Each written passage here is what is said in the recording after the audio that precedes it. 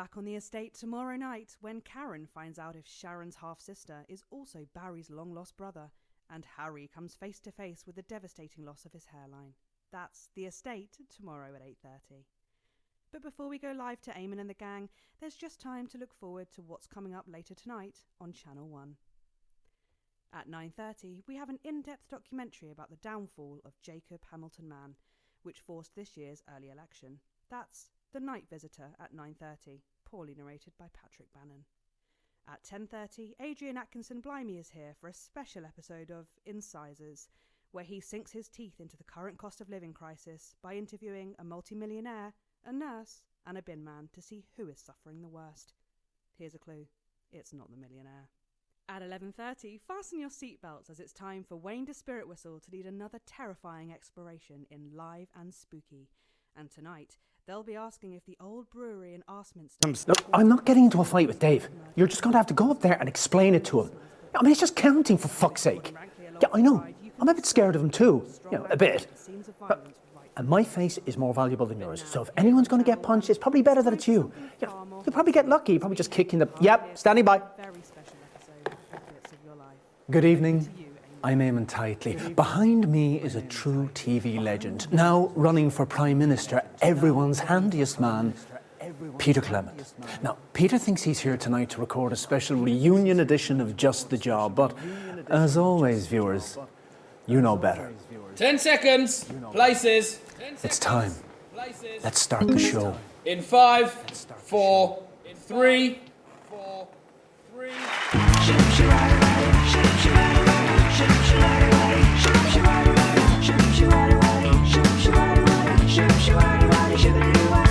When you're feeling restless and you just can't stay the course, I got just the job.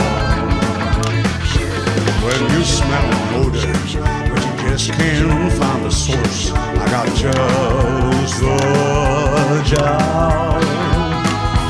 Get me in the morning, I'm bright and breezy jab. I'll take my great big plunger and I'll slip it down your trap. And once I'm finished pumping, this is your show, need a nap, 'cause that's just the job. Thank you, girls. Cracking stuff. Good evening, friends. And yes, it's true, I can hardly really believe it myself, but we are back with this special one-off reunion episode of Just the Job. And to be clear, it's the show that you remember. With the old psychic, little Jimmy's chisel, some top tips on how to improve your DIY, and of course, some special guests from Just the Job's illustrious past. And I know what you're all thinking. Oh, there's an election coming up. But there'll be no politics tonight. Not on this show, and that is a Peter Clement promise. So let's kick tonight off with a slightly askance look at the mighty Bevel, because you never know. Just hold it right there, please. Oh, come on. It's you. Yeah, it certainly is me. Oh, you naughty fucker. Sorry, Frank, did you know about this? Yeah, look at that face. Of course you fucking did. Peter, you fuckers. You thought you were here tonight to record a special reunion edition of Just the Job. I can't believe it. But tonight, Peter Clement, these are the bits of your life. Come on, let's get you back to the studio. You fuckers, I'm gonna let you. I can't bloody be those bloody gases are about all the way along. They do. They're all part of this way, Peter. Mind a step there I now. bloody know. I can't believe it. Well, listen. What happened in your dream about me? I told you I had a dream about you. That's not important. What happened in the dream? It was this show going wrong over and over again. Sounds excellent. Sometimes Mr. Clement was drunk or angry, both. And Eamon, oh poor Eamon. And in every dream it was your fault. That's weird. Probably an omen. Oh, there's Eamon. Gotta go. Don't fuck up the show, Dreambreaker. Dave Dreambreaker. I like that. Maybe I'll have it put on a t-shirt. Eamon, how long have you been planning? Eamon?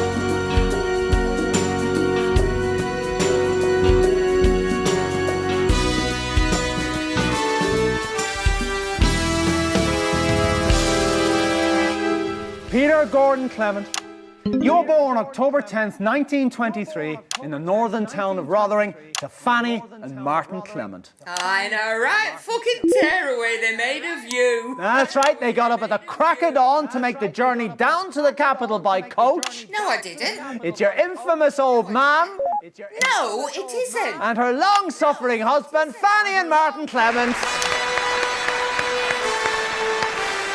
You're not there. Shall I go get them? No. Let's just stick to the script, see what happens. You pop your piece in there and then head over to the sofa. Rightio, pet. Hello, pets. Make the best of us. And not the worst. Chelsea bloody butt! Peter bloody Clement! Okay, lovely. Let's all take a seat now. That's great. So, lovely to have you both here. Let me ask you, what was life like for Peter growing up in the Clement house?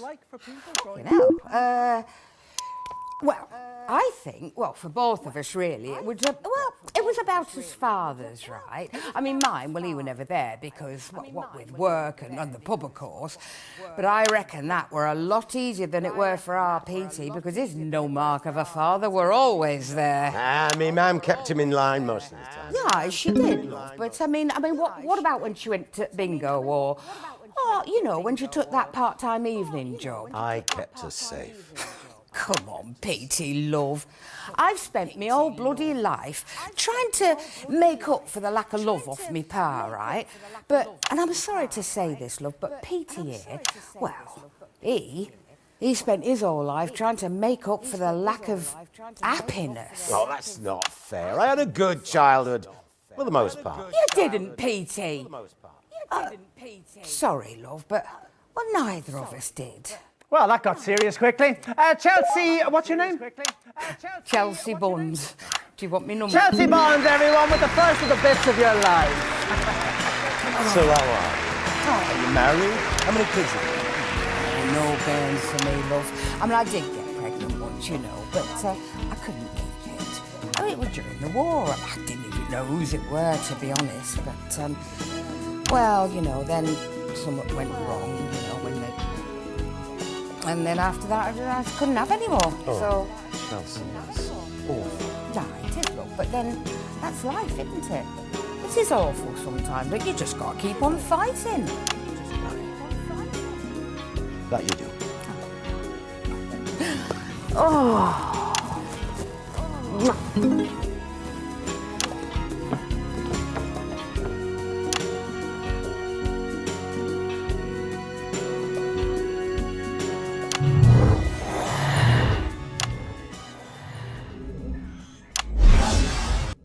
In 1938, you were a 15-year-old at Rotherham Elementary, but already you had quite the reputation as a ladies' man.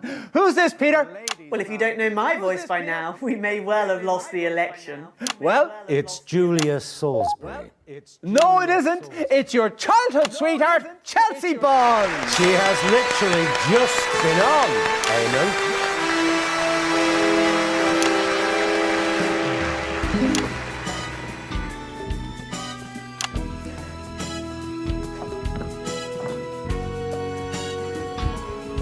I think they called me early. There's something's gone wrong with the scheduling. Some prick called Dave, apparently. Shall we? Oh, that'd piss me off and all. Chelsea. Chelsea. Julia. Yeah, it says Chelsea in the script. Would you like to call me Chelsea? Actually, yeah, that'd be really helpful. Right. Excellent. So, Chelsea, let me ask you this. What do you think we could see in Peter way back then that could have predicted his path to household name and now aspiring Prime Minister? Well, I mean, obviously I wasn't there, of course. You're one of his childhood sweethearts, according to the script. Seems unlikely, given our ages. Can you talk about it anyway?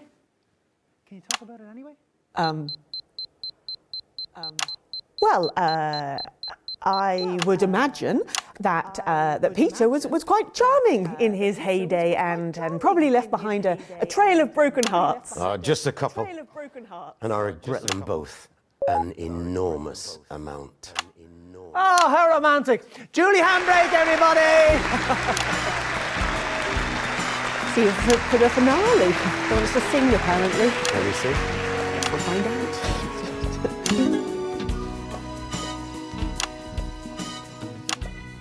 Well, before we bring our next guest on, let's have a look at a classic clip from Just the Job. It's on that monitor there, Peter, if you'd like to take a look.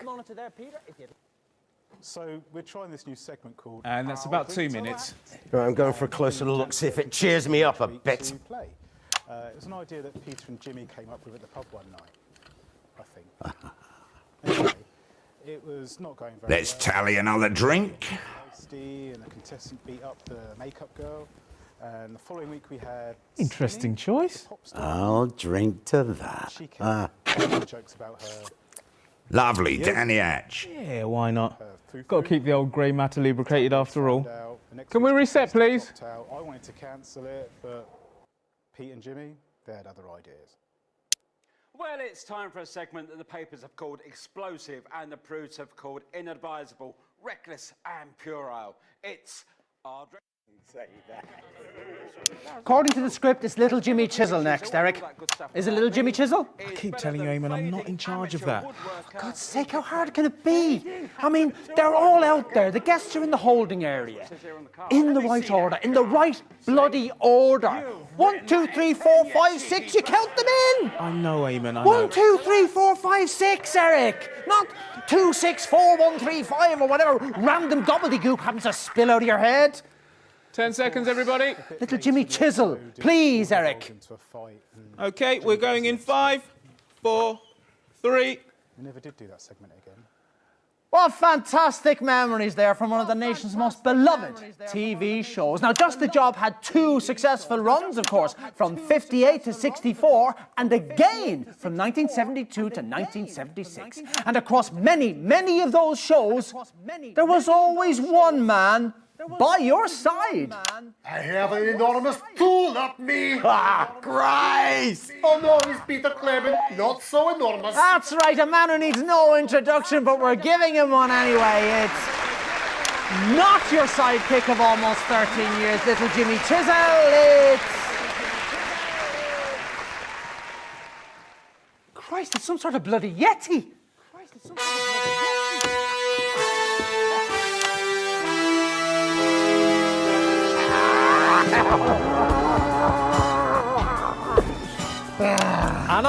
No.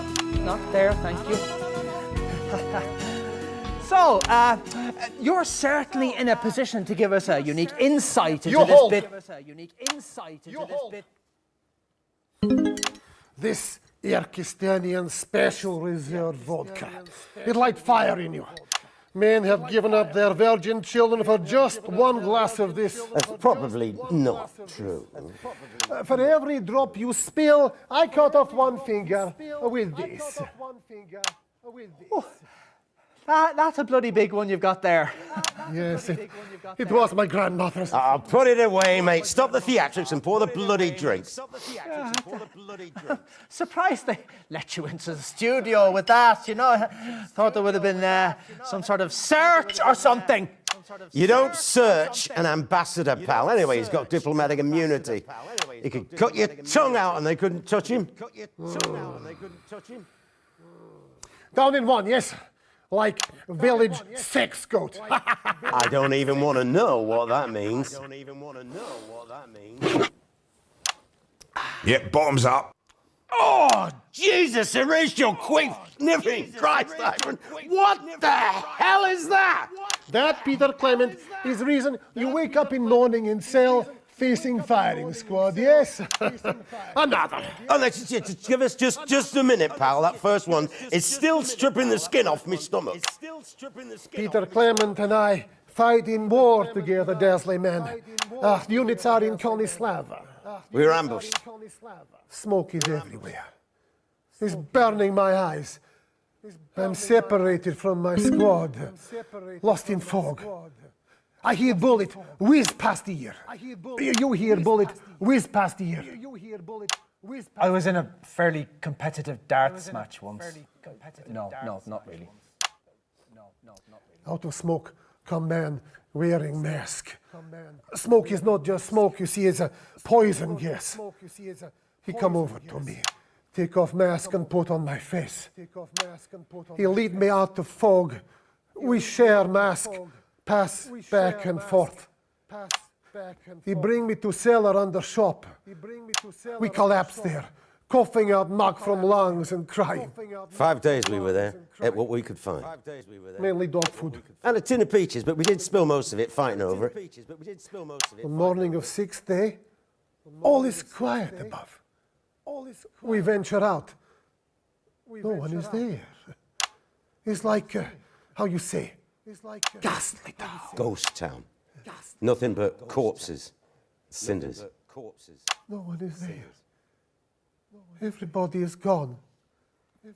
We fight to death over small town and nobody won it anyway. We didn't even find out who won that day. Nobody win. Everybody lose. Except maybe us. Took nearly 4 weeks crossing country before we got to command. By the time we reached it, we'd had a few scrapes. And we knew we'd be friends for life.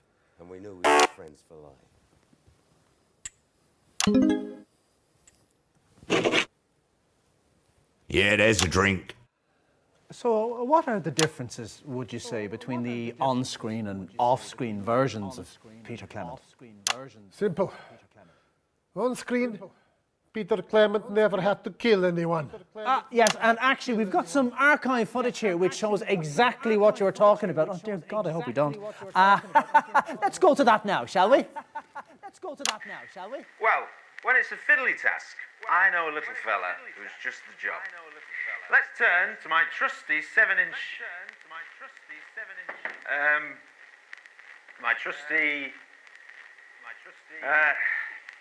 who's been messing with my tools?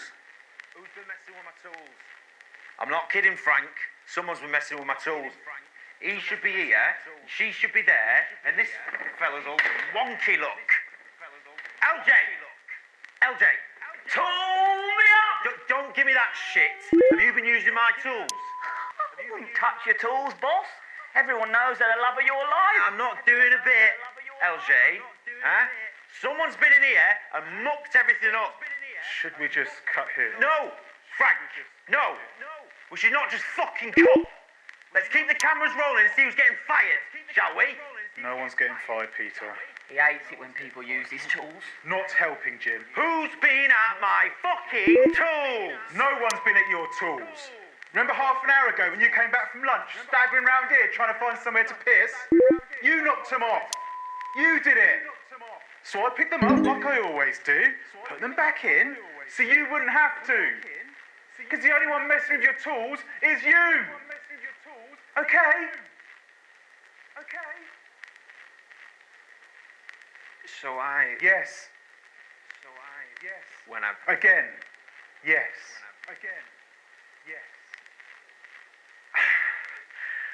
Well, this is bloody awkward. Sorry, everyone. Sorry, LJ. Such a dangly twat basher. Who's been at my tools? Well, viewers, I think we've all learned something today. Don't get plastered at lunchtime. Oh, shite. No, we're never going to learn that. Hey, viewers. No, what I've learned today is always set your toolbox back from the edge of the shelf. God, I'll be misfiling the hinges next, honestly.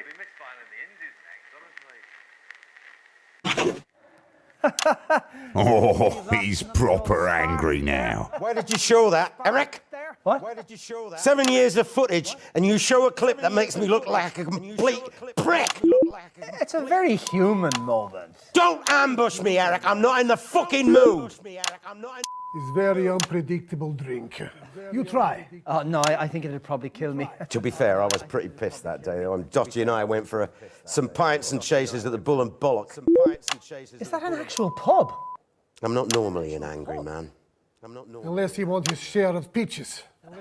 Another. Do you think that's a good idea? There is nothing wrong with anger, my friend. Anger is how we survive Komislava. I'm too old for anger. Time to pick the next guest, mate. To the blood in us all. To the blood in us all. Yep, that's it. I think we can safely say we've got him drunk. Ladies and gentlemen, magnificent Sasquatch.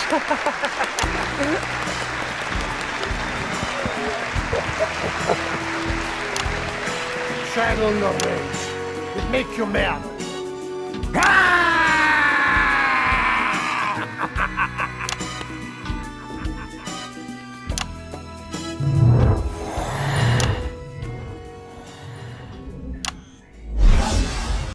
In 1941, long before Just the Job ever aired, you, like so many men of your generation, were conscripted into the army to go to the continent to fight. And it was on those very battlefields that the strangest of friendships was born. Well, a good war is like a good orgy. Everybody ends up feeling dirty, as they say in the seminary. It's your friend of 40 years, the current Turkestanian ambassador to the capital. Oh, that's who that was. Oh, yeah, makes sense now. It's me ma'am, Eamon. Right, Char, your mum.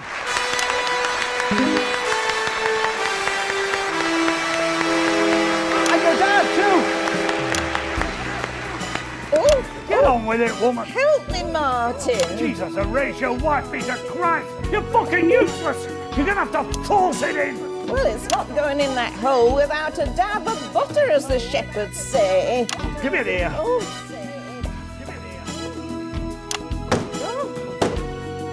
why must you always be so loud? You can bloody talk. Let's go over here. Talking all bloody day. I've always got a bloody headache. Hello. Oh, don't just stand there. Give us a pull.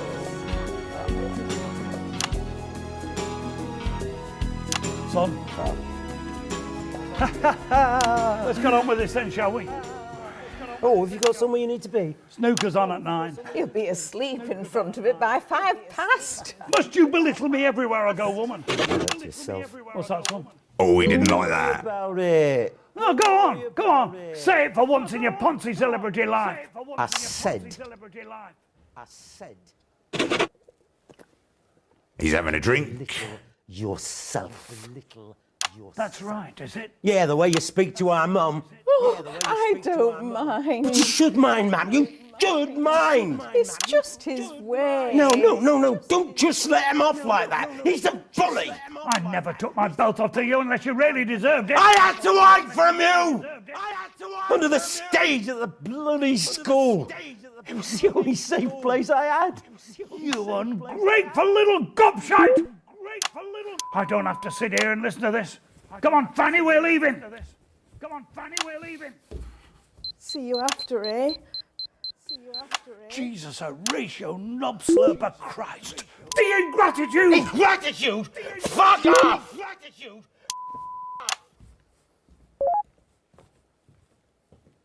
Mr. and Mrs. Clement, everybody! That's his mom, Pa! Yeah, no, don't bother yourself. It wasn't only Just the Job that got you into the nation's homes. Starting in 1977 and running for 6 years, you brought your inimitable Peter Clement style to your eponymously named late-night chat show, Petey. Let's take a look at a clip of that now. And a couple of minutes back. You bastard. I'm going for a smoke. They're roaring at each other. Roaring. Yeah, I saw that. It's very tense. Don't let it get to you, Eamon. Please. Oh. Even with the door shut. Swear words. Actually wasn't uncommon. Peter and Dorothy, Miss Hammerman, had a very direct relationship. So true. Are you that's made him angry. Are you really trying to piss me off now? I don't choose. It's... Yeah, I remember fucking Dave. Can we reset everybody? Are you going to be all right? Yeah, I'll be fine. Just don't bring that fucking Polly on or I'll burn the fucking studio down. Sure to be a bit of a handful. Expect the unexpected. Yep, dodgy puppet. Let's skip over it. Hit the add button again. Take it easy there, Polly. So, we're on the wrong track and there's only 2 guests left. One of them is little Jimmy Chisel, who's about as much fun as a child's open grave, and the other is the scariest woman in television. So, Eric, why don't you pop behind the screen, see who's there, and I'll decide how long part 3 is going to be. Oh, Christ, it's hard, isn't it? It was dark. She's not ready yet. She? It was dark. Feel the breeze. Feel the breeze. Let go of the stick. Feel the breeze. Let go of the stick.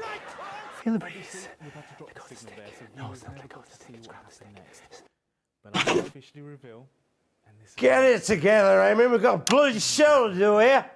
10 seconds. Peter got an official reprimand Hey, from man. management and the higher ups. Head on! Going in 5, 4, 3. And Polly, she got her head ripped off. Eamon! Eamon! Bart, yeah, stop it all the yelling, will you? Jesus, like being at home with the fucking kids. Right. Haha, suppose we should. Here we go. Unforgettable stuff. But while you took all the...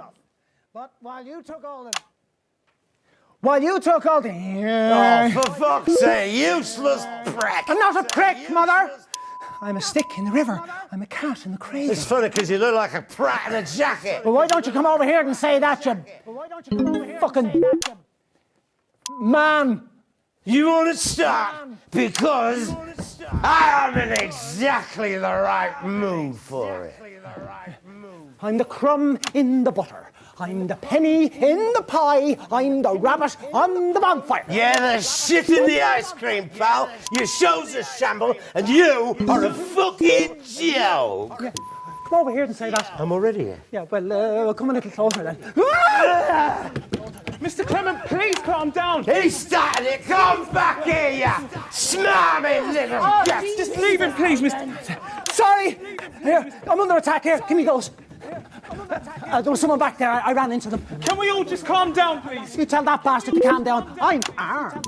Hey, Eamon, you're hardly armed. I'm not afraid of you, mate. Oh! Ooh, not got your little mate to save you now, Eamon. Jesus, play the music.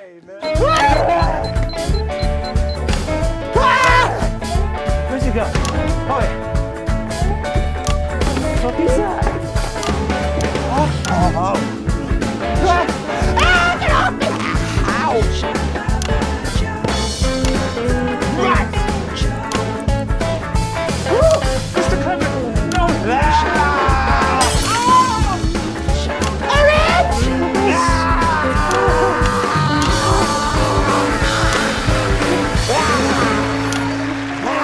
And we're out.